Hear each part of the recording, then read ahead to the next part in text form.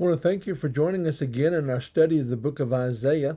I'll ask again that you turn to chapter 13 as we conclude the discussion of that chapter today, and then we'll at least get started and move somewhat through chapter 14 as we continue through this major section of the burden that Isaiah was to deliver.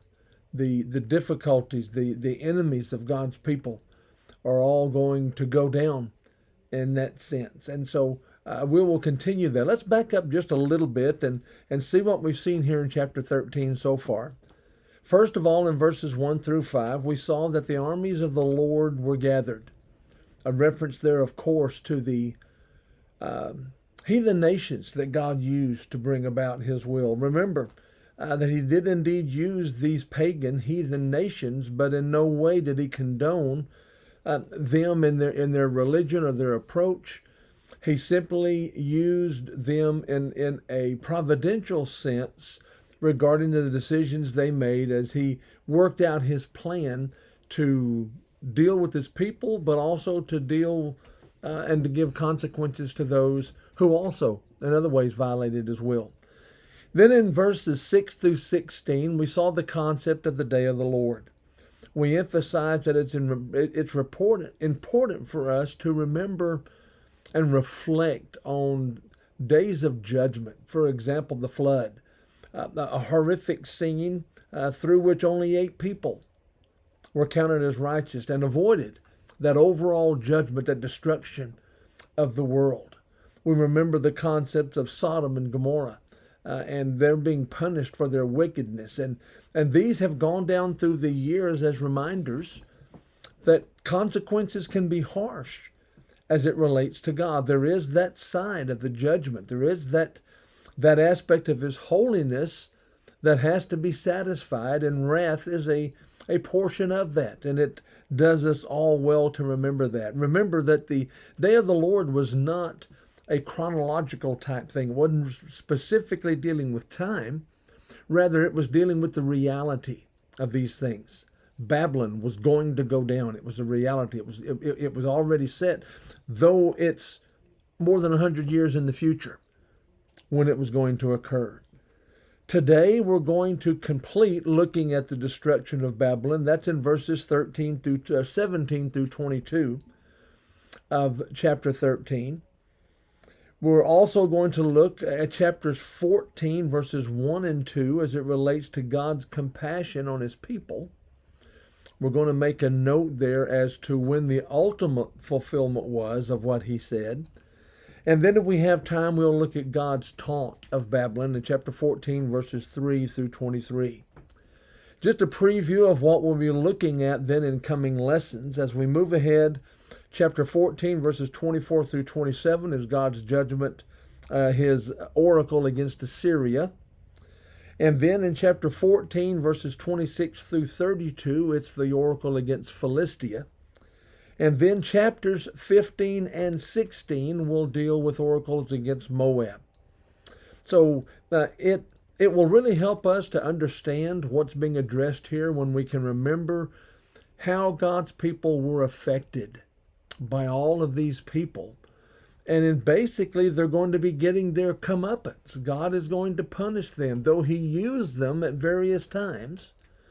We see the punishment that is due because of their pagan practices, largely because of their idolatry and the horrific practices that they had manifested regarding how they treated others, and specifically in this context, how they treated God's people. Let's go ahead and read now chapter 13, verses 17 through 22 as we continue looking at the destruction of Babylon.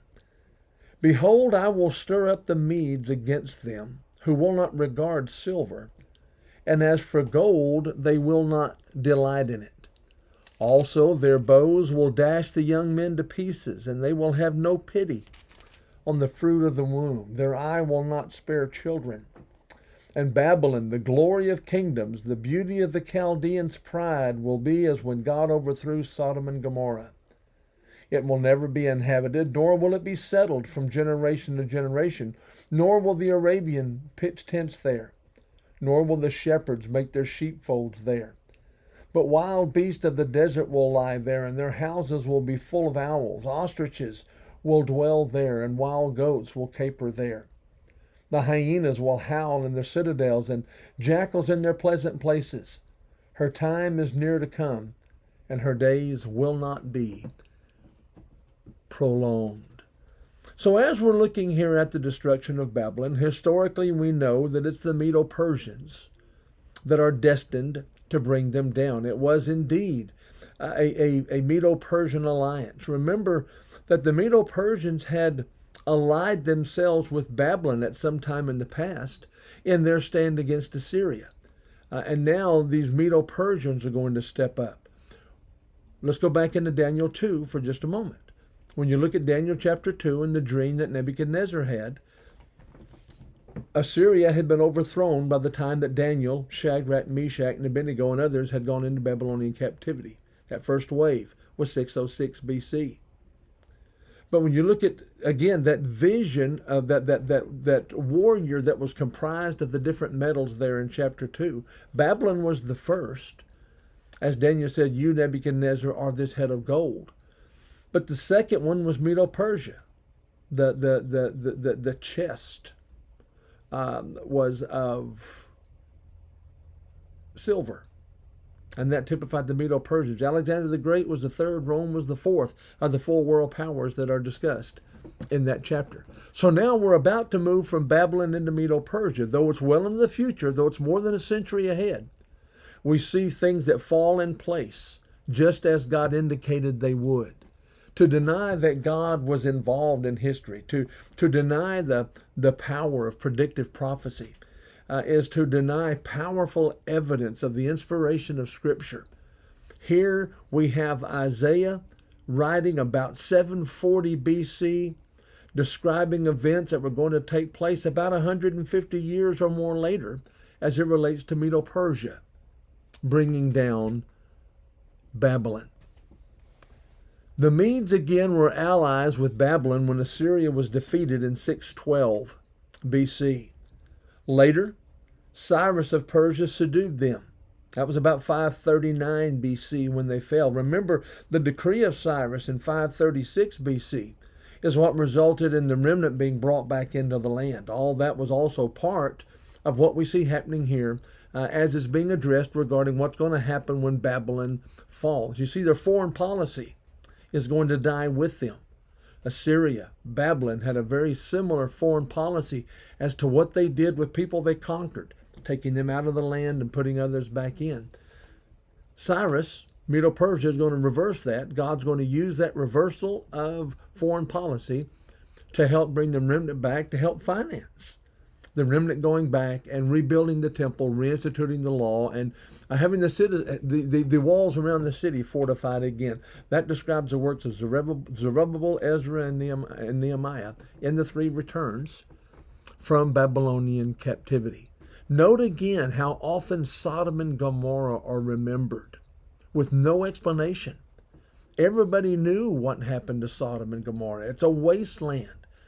We see the destruction that was there, and we see the reason for the destruction being their vile, immoral behavior. Well, Babylon is likewise vile. Babylon is likewise immoral in their actions.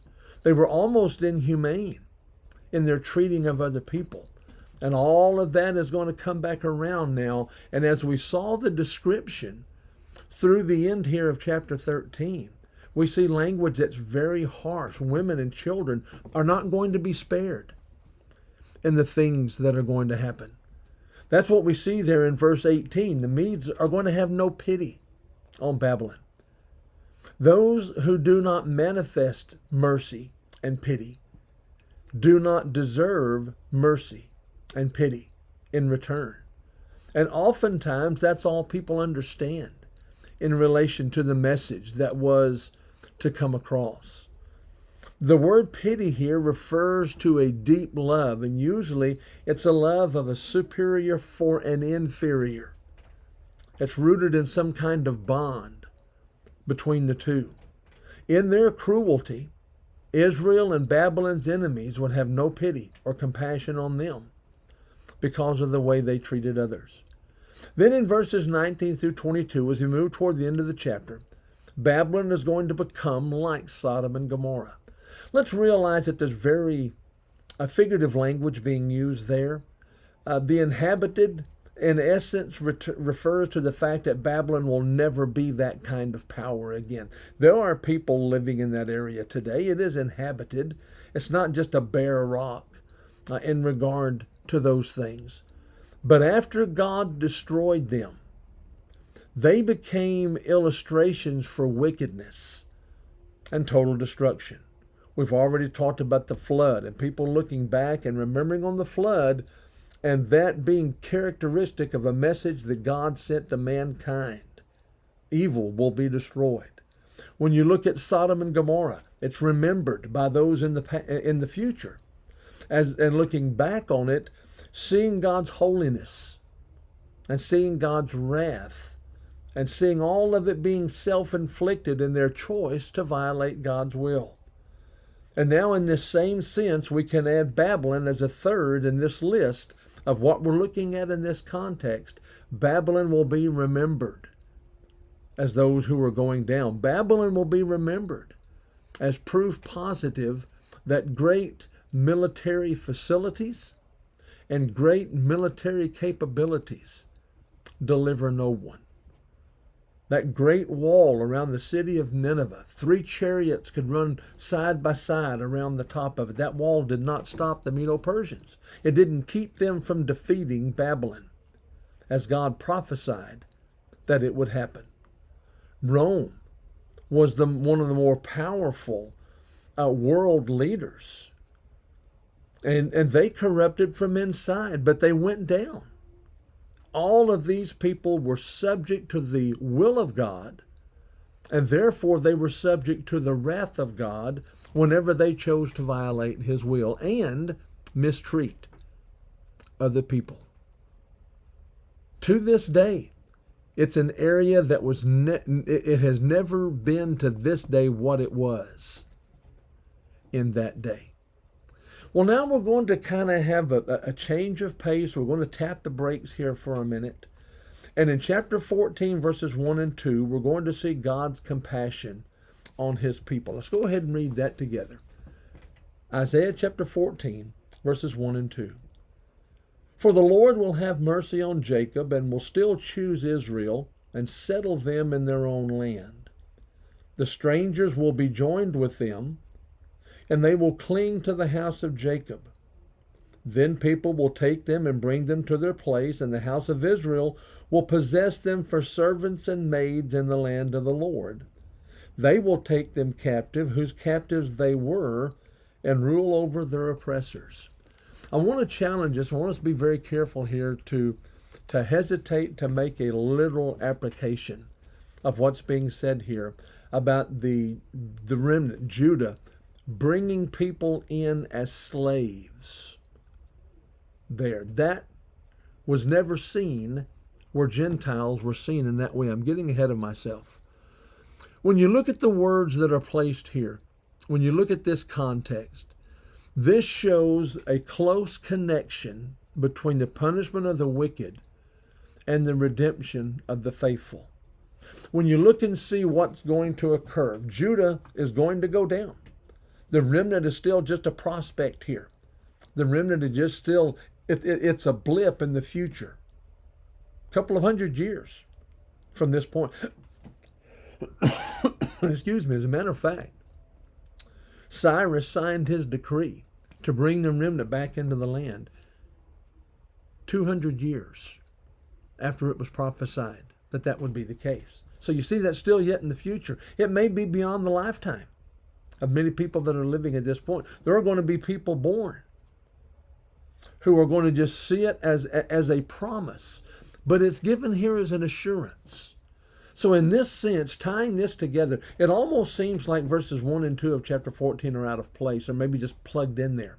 That's not the case. Just previous to chapter 14, verses 1 and 2, we see the destruction of Babylon. Subsequent to chapter 14, verses 1 and 2, we're going to continue to see a taunt made against Babylon, and then we're going to see others fall in line with the destruction that's going to be brought about by God, as he again providentially uses these other nations to bring about what it is that he's promising here. But let's see it this way.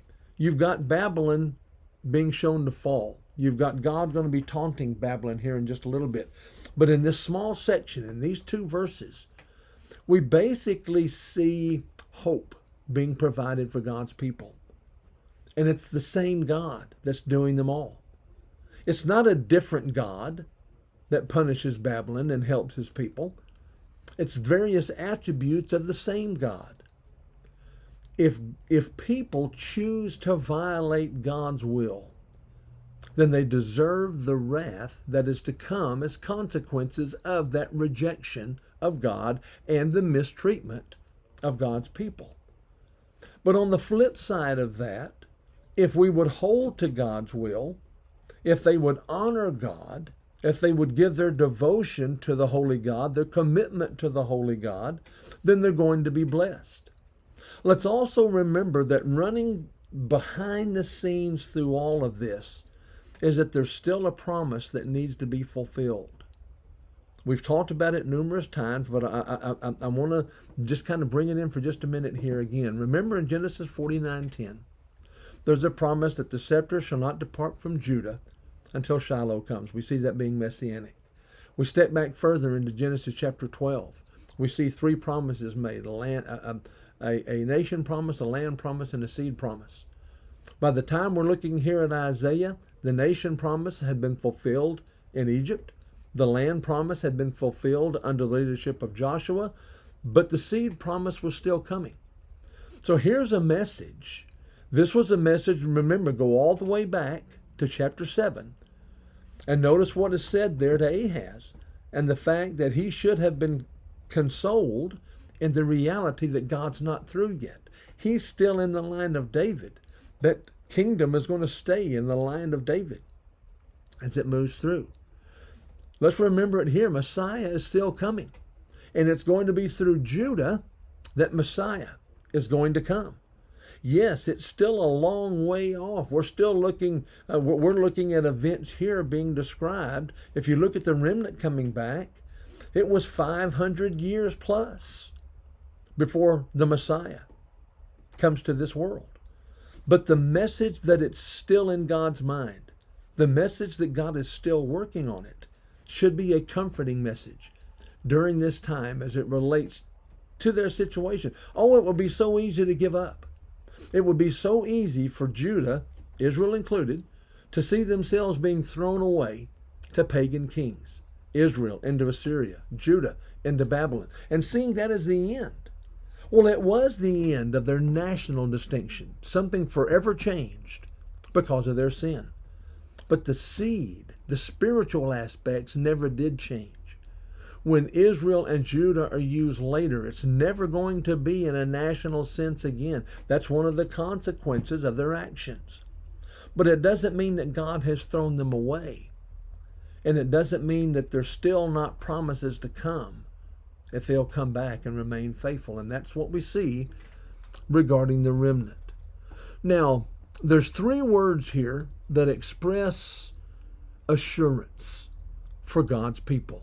It's the word mercy, the word choose or chosen, and the word settle.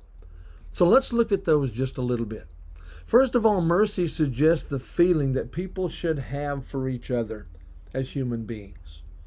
We've already seen it stated that because Babylon did not show mercy or pity on others, then they were going to be shown neither mercy nor pity by the Medo-Persians who were going to come take them. That concept of mercy, though, is a key concept as it relates to God's people. Notice that the remnant did not have a right to be brought back into the land. The remnant was brought back into the land for a couple of purposes. One is God's continuing plan. And remember in Ephesians 1:4, it was a plan that was formulated in the mind of God before the foundation of the world. God already had it worked out. And it didn't depend upon the faithfulness, the worthiness of God's people, the entitlement. They weren't entitled to these things. They were given these things because of the mercy of God. The Messiah came because of the mercy of God. Patriarchal law, Mosaic law was given because of the mercy of God. People deserved death at that point. When we see the gospel message today, we see mercy lying at the very core, the very foundation. It is God extending mercy to people who don't deserve it. Again, grace is when we're given something we do not deserve, a very simplistic definition. But mercy is when something is withheld that we do deserve. We're treated in a way different than what we have coming because of these things. That's the case here with Judah. Yes, they're being comforted. They're being given a message here that should make them feel somewhat special, because the language does indeed bear all of that out. Mercy expresses the strong tie that God has with his children. Why does God extend mercy? Because we deserve it? No, it's because of God's love for us and how God sees us. Being given another chance. Look at Romans chapter 5 often and see what God does through his love even when we don't deserve it. The second word is the word choose or the word chosen, depending upon how you use it in the sentence. Israel, overall, representative of God's people, had been chosen by God. When you see them become a great nation in the land, God selected them to be that great nation. When they were led out of Egypt in the Exodus and they were taken to the promised land, they were God's chosen people at that point. And God was fulfilling a promise to people he had chosen upon whom to bestow his favor. We see the split after Solomon with Jeroboam and Rehoboam. Israel and Judah were still chosen in that sense. But note that that did not mean that they weren't going to suffer consequences because of their sin. But part of what we see is a continuation of God's mercy. They're still God's chosen people. They still love him, or God still loves them. We can see the same thing today regarding the gospel. Those who are chosen are those who obey the gospel. We're God's special people.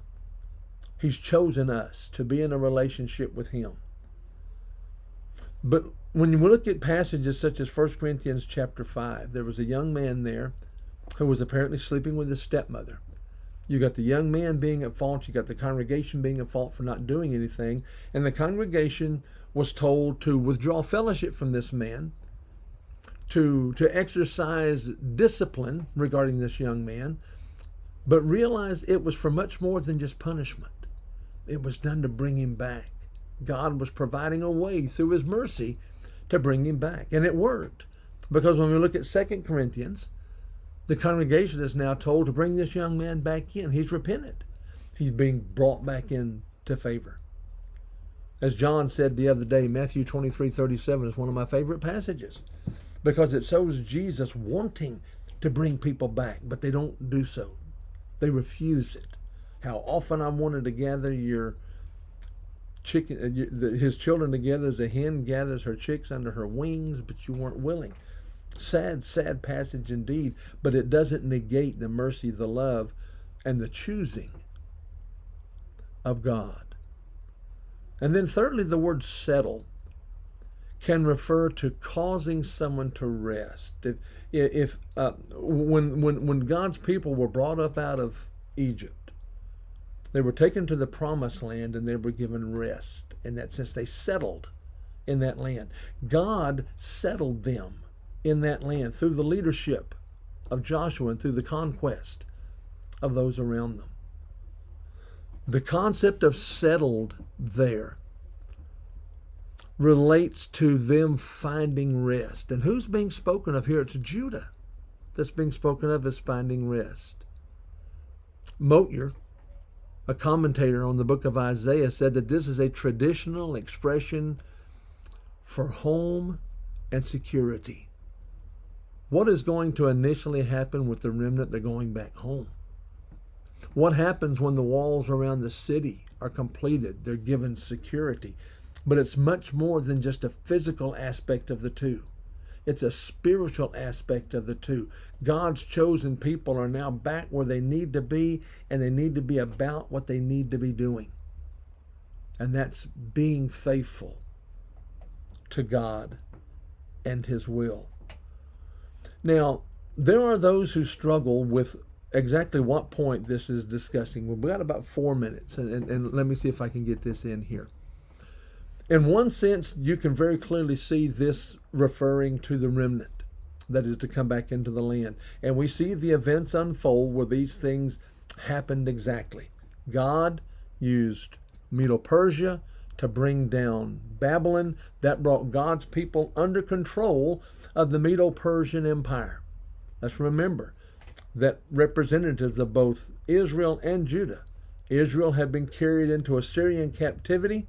When Babylon defeated Assyria, those were brought into the realm of the Babylonian Empire. And then when Judah was carried away into captivity, in essence, all 12 tribes of Israel were back together as it relates to captivity and being in captivity. And then when the remnant came back, we see representatives of all of God's people. All of that is powerful as it relates to what occurred with the remnant. Just as God had used Babylon as punishment on His people and Assyria as punishment on His people, now He's going to use Medo-Persia to punish Babylon, but also to help bless God's people again, to bring them back. Never again, remember, will it be national in scope. Somebody owned that land from that point on. It was Medo-Persia, it was Greece. Throughout the entirety of the first century, it was Rome, as we relate to the New Testament, So in essence, we can see that it's referring there to the remnant.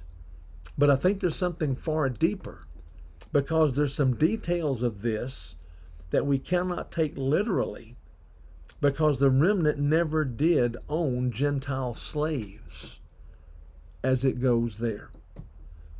And so Homer Haley in his commentary indicated that this prophecy was probably more messianic in nature. And it was fulfilled as they, quote unquote, conquered foreigners by the Spirit of God through truth, bringing every thought into captivity to the obedience of Christ. That sounds very similar to the language of 2 Corinthians chapter 10 and verse 5. And so at the very least, we may be able to see that it's a dual fulfillment of that, or maybe it's a partial fulfillment on the way to the full understanding of it. Regardless, let's just not lock in and see all of this being fulfilled, or only speaking about the remnant. As we've tied all of these things together, now let's begin to do that. We got a little under a minute to finish this. The remnant was brought back into the land because God wasn't through. A king was still to come. Messiah was still to come. The one who came to make the sacrifice to satisfy the wrath of God was still to come. That seed through whom all the nations of the earth would be blessed is still to come. And so when the remnant was brought back into the land, we can still see that flow, that continuation all the time until we get to the point of Christ being here. So powerful in its message, so powerful in its application. Let's stop at this point. This is a good place to stop. Next time we'll pick up in chapter 14, verses 3 through 23, looking at the Lord's taunt against Babylon. We're going to leave this comforting language and go back into some very uncomfortable thoughts. I want to thank you for your attention. I want to thank you for your interest. I hope you develop a love for the study of the Old Testament, because so many powerful lessons are seen. Indeed, Romans 15:4, the things that were written aforetime were written for our learning, that we, through patience and comfort of the Scriptures, might have hope. Until next time, God bless you.